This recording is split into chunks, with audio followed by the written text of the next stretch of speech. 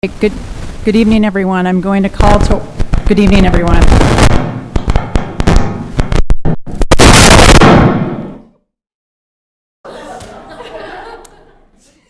Okay. Good evening, everyone. I'm going to call the Auburn School Committee meeting of April 10th, 2024 to order. Please stand and join me in the Pledge of Allegiance. I pledge allegiance to the flag of the United States of America and to the republic for which it stands, one nation, under God, indivisible, with liberty and justice for all. I'll start down here on my right with introductions. Dan Poisson, Ward 5. Corin McGuigan, Ward 1. Pam Hart, Ward 2. Pam Albert, at large. Honey Brown, Superintendent. Pat Gaudier, Ward 3. Adam Platt, City Council Representative. Jillian Dumais, Student Representative. Mark Conrad, Business Manager. Sue Doris, Assistant Superintendent. And Connor Dufour is excused tonight. I'm going to start with the approval of our consent agenda, including the approval of tonight's agenda, the approval of the minutes of the March 20th, 2024 meeting, and the approval of Timothy Nell, Franklin math teacher for school year 2024 to 2025. Do I have a motion? Corin, do I have a second? Pam? All those in favor? Motion carries. So I'm going to use chairperson privilege and move the agenda around a little bit tonight.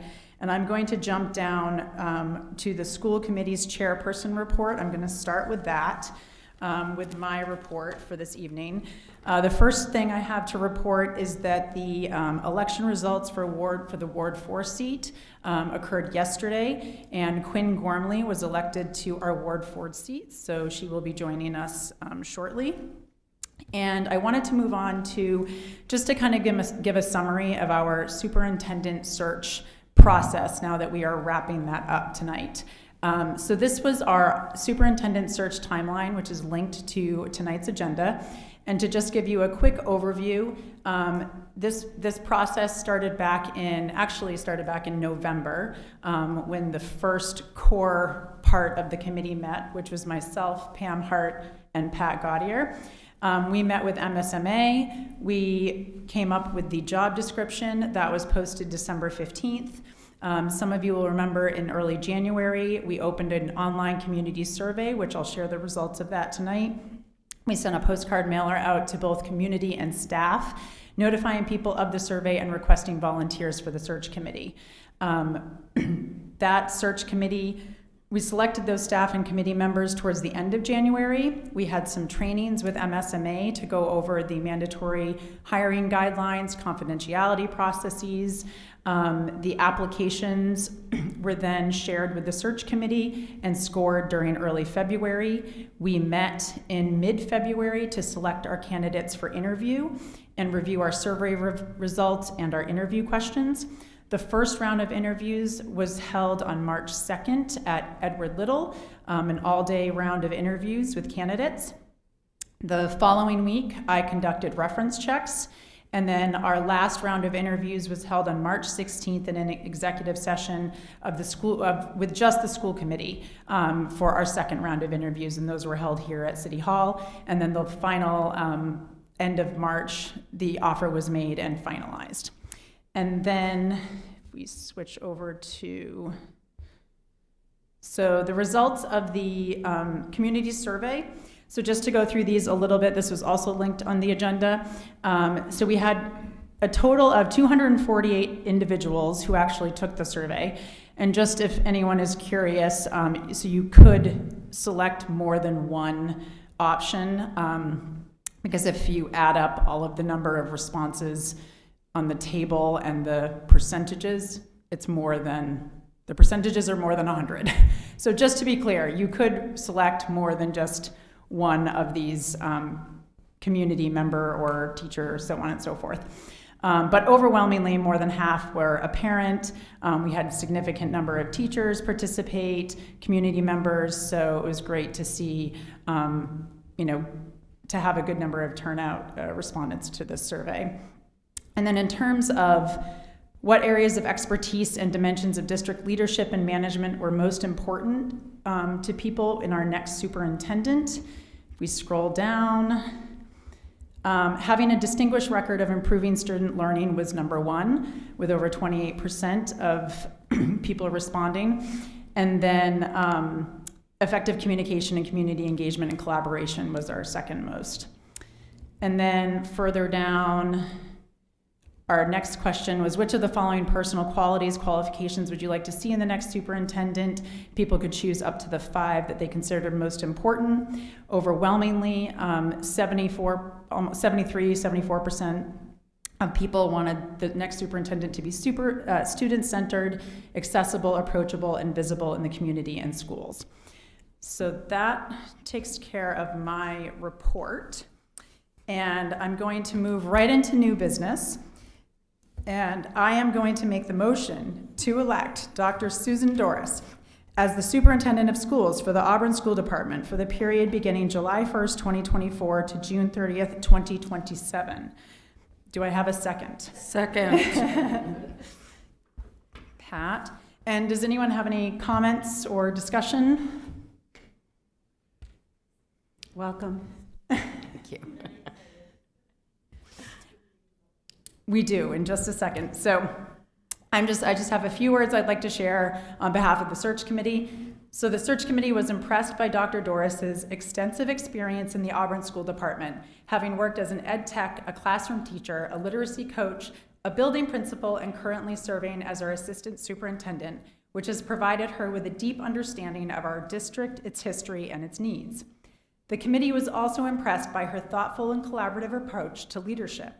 Her dedication to academic excellence was apparent throughout the interview process, and her commitment to student achievement aligns with our school committee goals as well as the priorities identified through our community survey. It is clear that she has a genuine passion for education and is motivated by seeing students succeed. Dr. Doris is highly respected throughout the district, given her extensive experience in the Auburn School Department.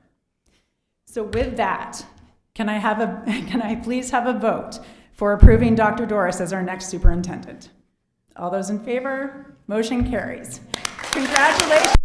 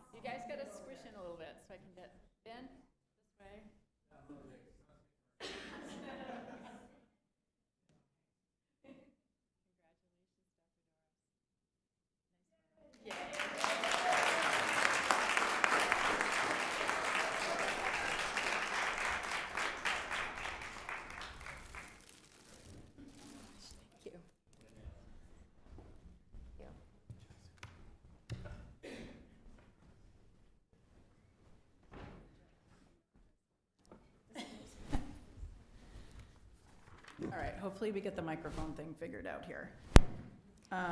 May I say a few Yes, please, absolutely. I am truly honored and excited to have been selected as the next superintendent of schools for the Auburn School Department. This is a very proud moment for me. I would like to thank everyone for their support, especially the school committee, my administrative team behind me, thank you very much, the Auburn School Department staff, both past and present, some of who are here tonight, and my family at home, watching at home tonight. I also want to recognize and thank Superintendent Brown for her exceptional leadership and guidance, and for setting the stage for our district's continued success. Looking ahead, my vision for the Auburn School Department is simple: to build upon our strong foundation and to provide an excellent education for every student who walks through our doors. We will continue to strengthen our systems and work to boost student achievement through high-quality curricula and instruction, family and community engagement, and professional development for our staff. We will also address the needs of our facilities and continue our successful collaboration with the City of Auburn. I look forward to a smooth transition in July, and once again, I am honored and grateful for this incredible opportunity to give back to my community. Thank you.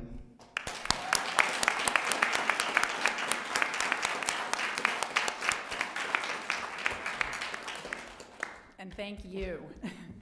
All right, so moving on to the less exciting parts of tonight's agenda. Do I have anyone here for public participation? That would be for things that are not on the agenda tonight. All right, moving on to our presentation, which is our public hearing for the 2024-25 Auburn School Department. I guess I'm just opening that up to anyone who would like to speak about the current proposed school budget. All right, seeing none, we'll move on. Do I have a school committee student representative report tonight? Boys lacrosse won 10-6 in their preseason home game against Biddeford yesterday. All right. Thank you, Jillian. And moving on to our superintendent's report, Dr. Brown.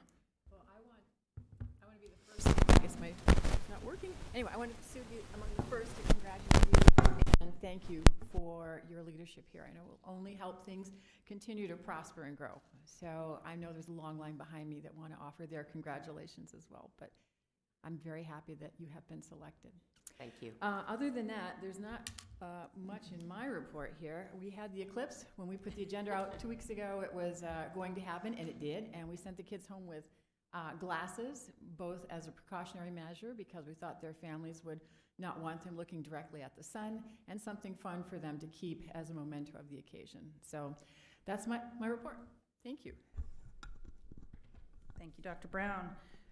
Moving on to City Council update. City Council update.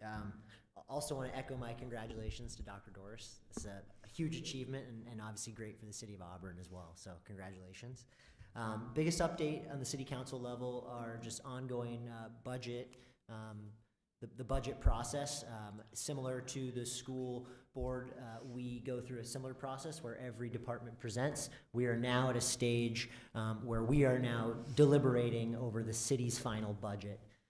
We will, and I'm just going through the process. I think it's important that people hear how it works on both sides of the coin. From the school side, obviously we'll be talking about it tonight, and depending on the results of tonight, that budget will be essentially tossed to the city. The city then has the ability to accept or reject that budget. If it's accepted, the idea is that it's then kicked to the election. I forget the exact election date that it goes in front of the public, but that's where the school budget would be voted on. And meanwhile, the city budget goes through the city council process, and there are still opportunities to get involved at a public level. We'll be having our public hearings. I do not believe it's in the next meeting or the one after. I'd have to check the website, but just to put it on everyone's radar, that's the most important thing upcoming. Okay, thank you. And I think we'll go back to Dr. Brown's superintendent report to give us a budget update. Thank you. I need to borrow your microphone again. Thank you very much.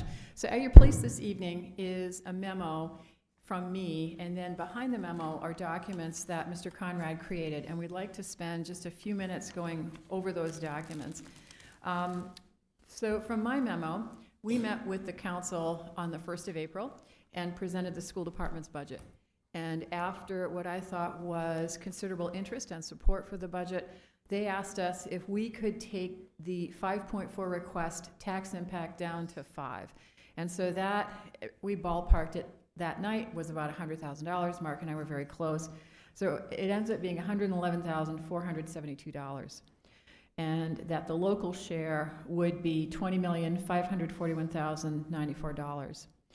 So that's one update. The second update with that is the long-awaited premium increases for health insurance arrived, and Mark and I made a really good guess at what we thought the increase would be. We guessed 12%. We put it in the budget, and the increase was 11.5%. So we did pretty well with that.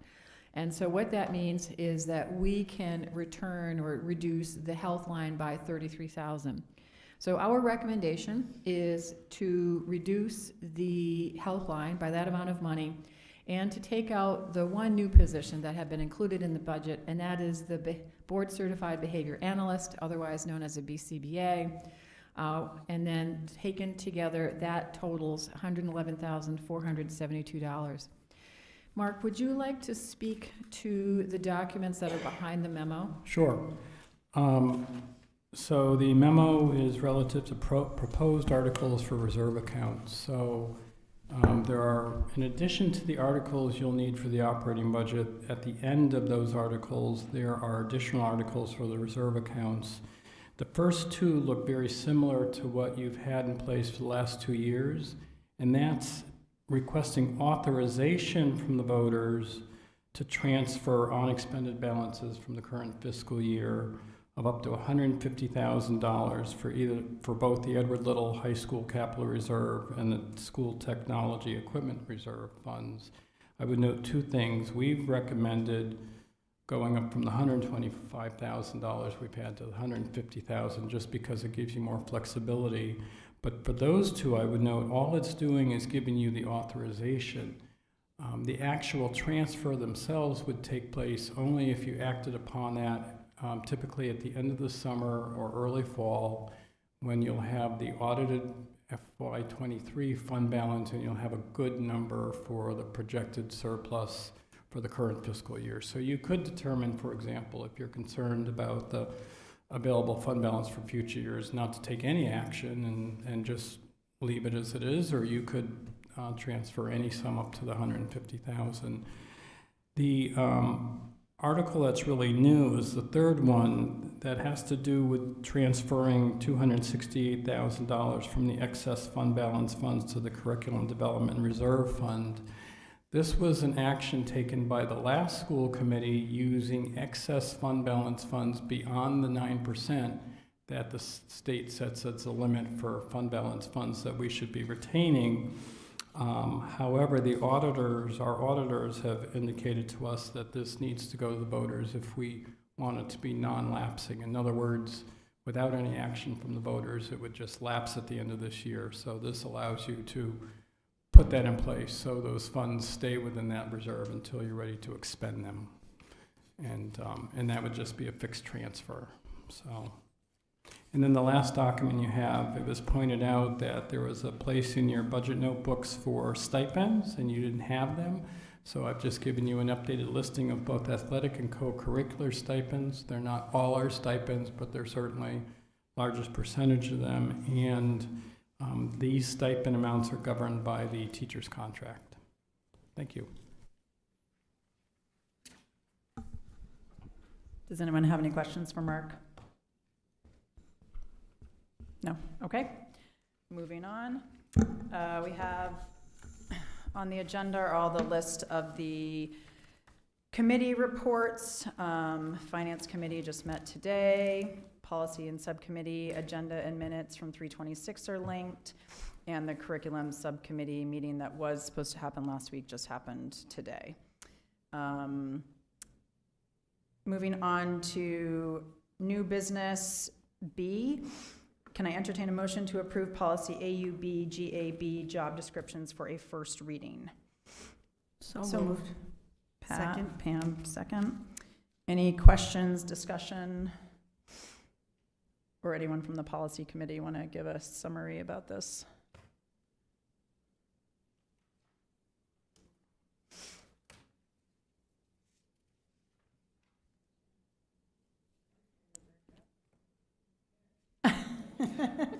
It's all, it is all on the minutes The minutes. that are Yeah. in here, so if anybody's super Okay. curious.